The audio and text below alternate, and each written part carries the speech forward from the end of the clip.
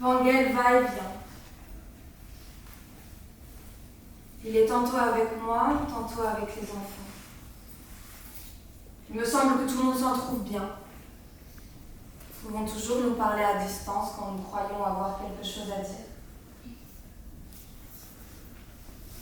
10 ans, ni plus ni moins. Puisque Wrangel n'était pas encore... puisque la mère des fillettes, leur vraie mère, vivait encore à ce moment-là.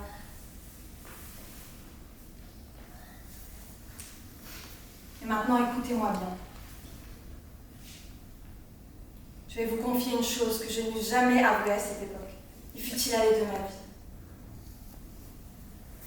Ce que vous ignorez, c'est que mon cœur, mes pensées ne m'appartenaient plus à cette époque. Non, il ne s'agit pas de Wrangel. Dès le premier instant, je lui ai avoué que j'avais un jour disposé de mon cœur.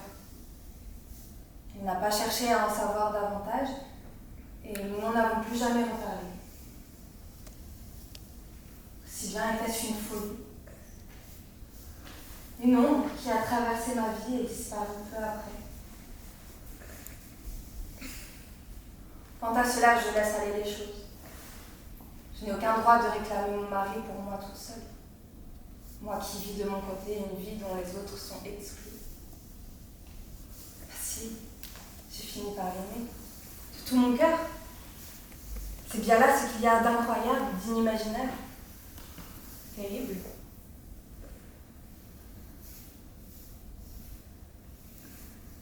Elle s'étend là. La mer est là. Nuit et jour. Été comme hiver, je la subis. Cette vertigineuse nostalgie de la mer.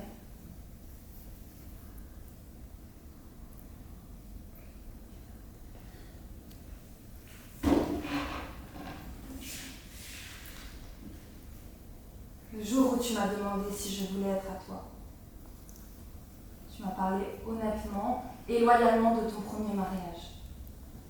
Cela avait été une union heureuse. Si je t'en parle, c'est simplement pour te rappeler que moi aussi j'ai été franche. Je t'ai dit que j'avais aimé un jour dans ma vie.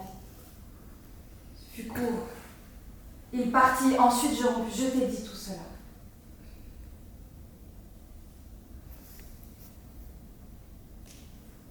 Te souviens-tu d'une fin d'automne où un grand voilier vint à Skolviken?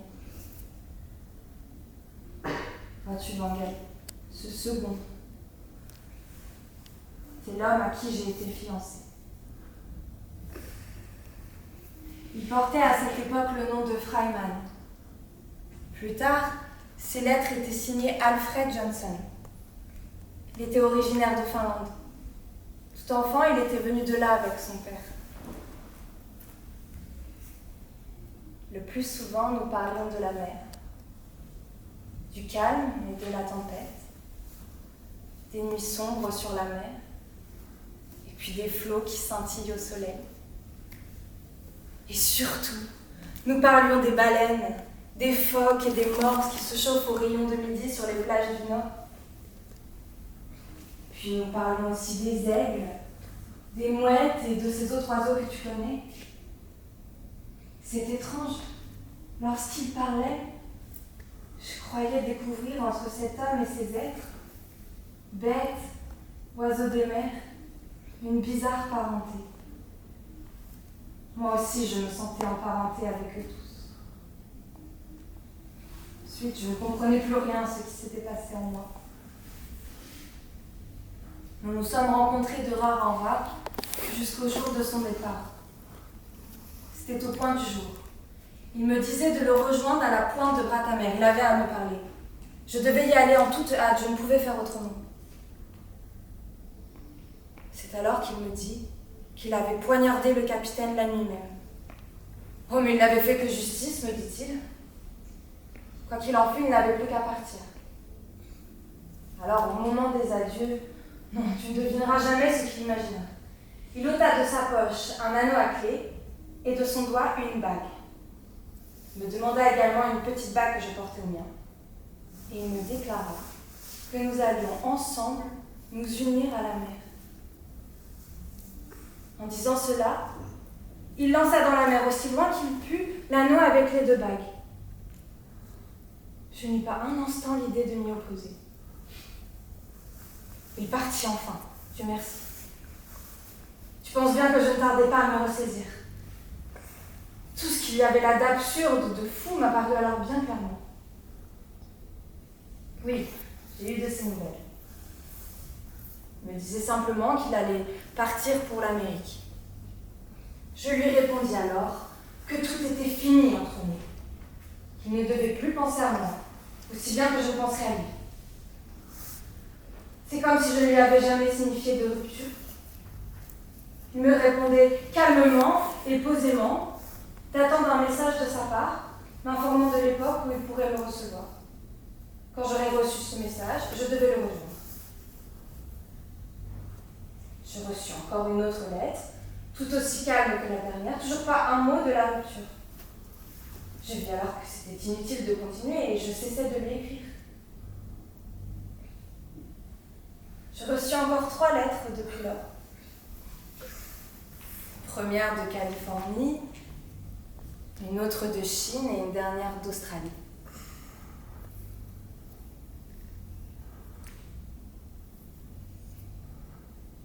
Il me fait encore peur. Je le sens. Jamais je ne serai débarrassée de cette obsession. Elle me poursuivra partout où j'irai. Non, ce n'est pas fini. Je ne crains que ce ne soit jamais fini, jamais aussi longtemps que je vivrai. Son souvenir s'était évanoui. Et tout d'un coup, c'est comme s'il était revenu. Il y a 3 ans environ, peut-être plus. Au moment où j'allais devenir mère. Ce qui s'est passé en moi à ce moment-là. Je crois que personne ne le comprendra jamais. Tu te trompes. Je n'aime que toi. Toi et personne d'autre. Comment t'expliquer cette violente terreur? La mère seule a de telles épouvantes. Si je t'avais confié, j'aurais dû également te confier ce qui me peut se dire. Comment expliques-tu ce mystère? Le mystère des yeux de l'enfant. Dis que tu n'as jamais vu les yeux de l'enfant changer quant aux couleurs du fjord. Limpide et lumineux quand le fjord reluisait au soleil. Sombre et trouble pendant la tempête. Je l'ai bien vu, moi, ce qui ne pouvait se voir. J'ai vu des yeux semblables à ceux-là. À la pointe de bras ta mère, il y a 10 ans, l'enfant avait les yeux de cet homme. Maintenant, tu comprends pourquoi je ne veux plus. Je n'ose plus être ta femme. Jamais. Quel est ce grand vapeur qui arrive? Il ressortira demain. Il regagnera le large. Il rejoindra la pleine mer. La grande mer ouverte jusqu'à l'autre continent. Si seulement on était à bord, si on le pouvait.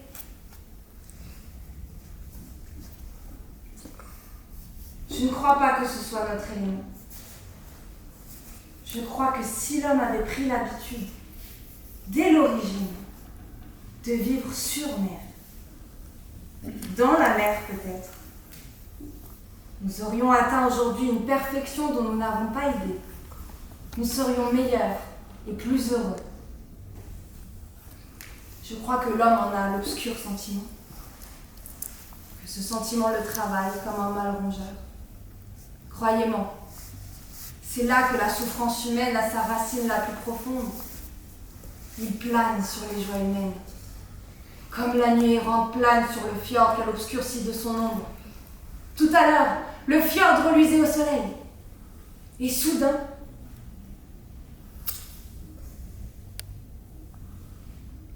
qui êtes-vous? Vous cherchez quelqu'un?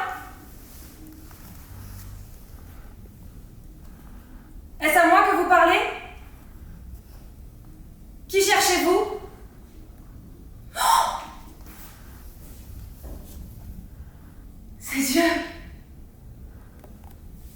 Ses yeux. Ses yeux. Ne me regardez pas ainsi. Ne me regardez pas ainsi, vous dis-je. Que me voulez-vous? Partez! Partez, ne revenez jamais! Jamais! Je vous ai écrit que tout était fini entre nous, vous le savez! Que me voulez-vous? Que cherchez-vous? Pourquoi êtes-vous venu?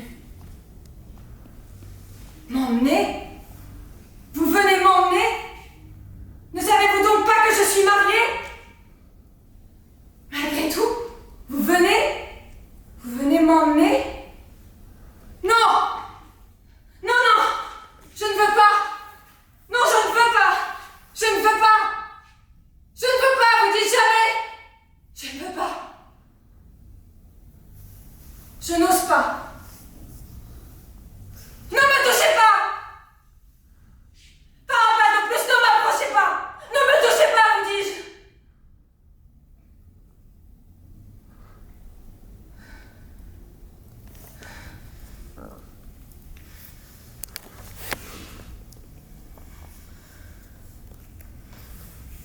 Librement, il a dit cela. Partir avec lui librement.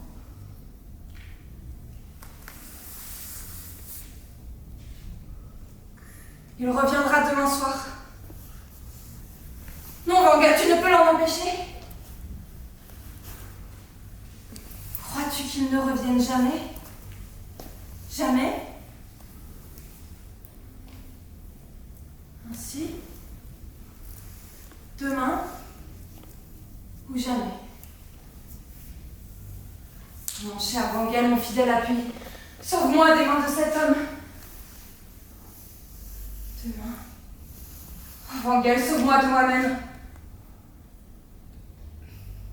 Où il y a l'attirance. Cet homme est comme la mer.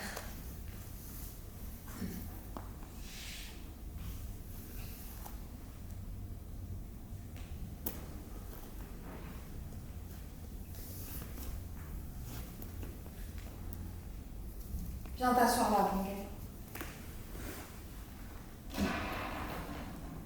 J'aimerais te dire tout ce que je pense.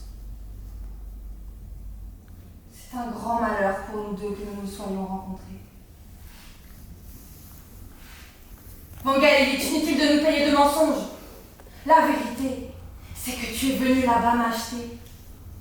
Oh, je ne me fais pas meilleure que toi. J'ai consenti. Je me suis vendue. La solitude te pesait. Tu as cherché une autre femme. Et encore, tu ne pouvais pas savoir si je pouvais convenir à ce rôle. De mon côté, j'étais seule, sans ressources, sans soutien. Rien d'étonnant alors à ce que j'ai accepté l'offre que tu m'as faite d'assurer mon avenir. J'aurais dû dire non. À aucun prix je n'aurais dû me vendre.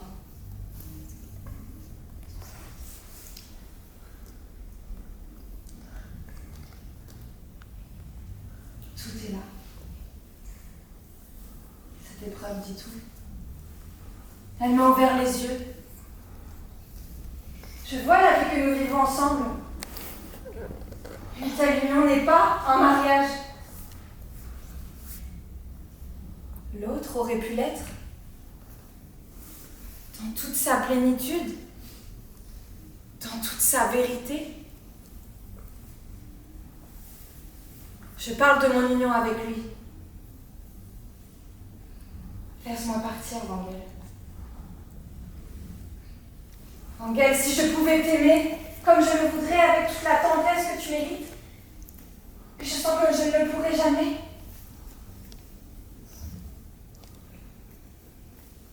Rends-moi ma liberté. Nous n'avons plus le temps de réfléchir. C'est ce soir qu'il doit venir.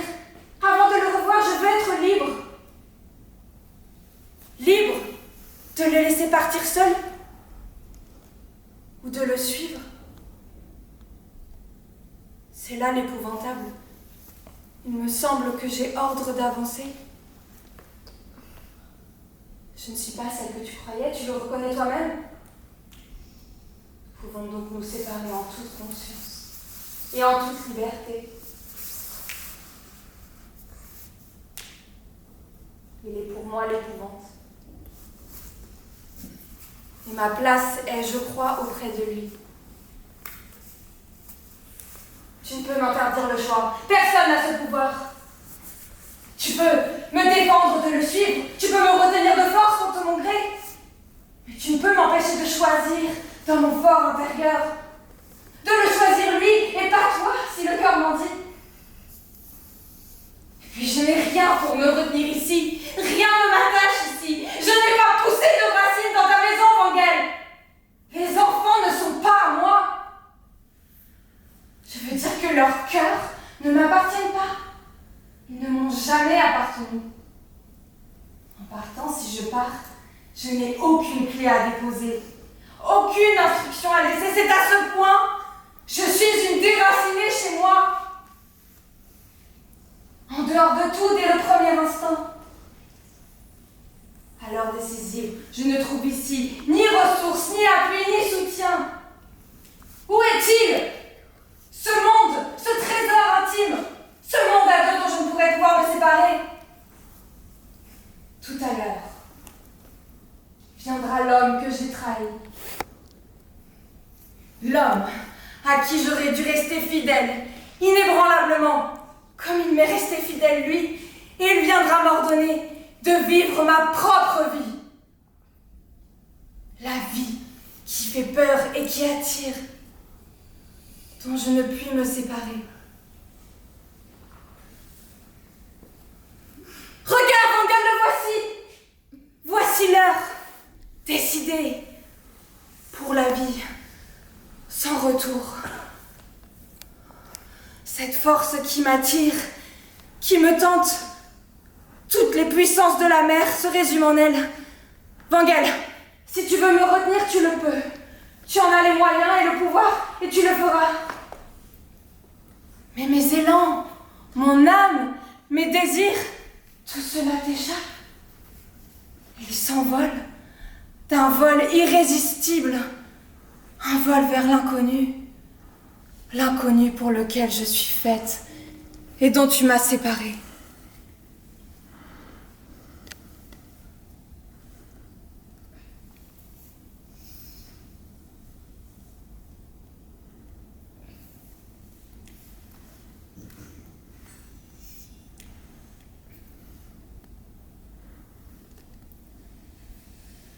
Est-ce vrai?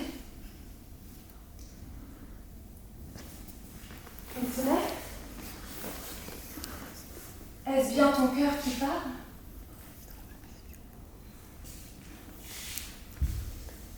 Tu pourrais laisser ainsi les choses advenir. Elle est donc si profonde, si intime, la place que j'occupe chez toi. Moi qui n'en étais pas dotée. Librement et sous ma responsabilité, comme tout se transforme. Après ce qui vient de se passer, jamais je ne vous suivrai.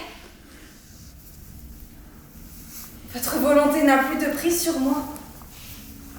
Vous êtes un mort. Un mort sorti de la mer pour y retourner. Vous ne me faites plus peur et ne me fascinez plus.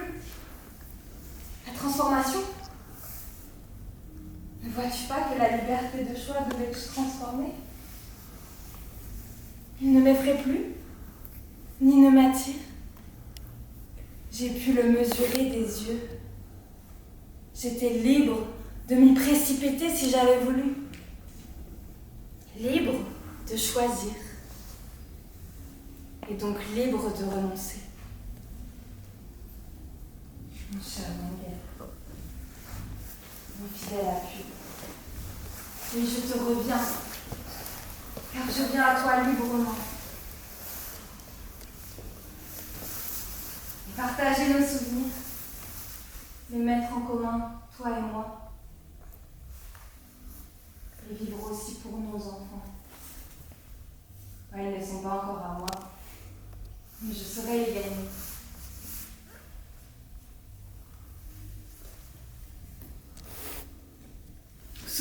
notre entretien d'hier.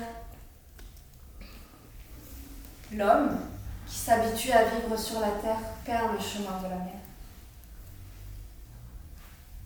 La vie de mer le quitte, oui, à une condition, la liberté.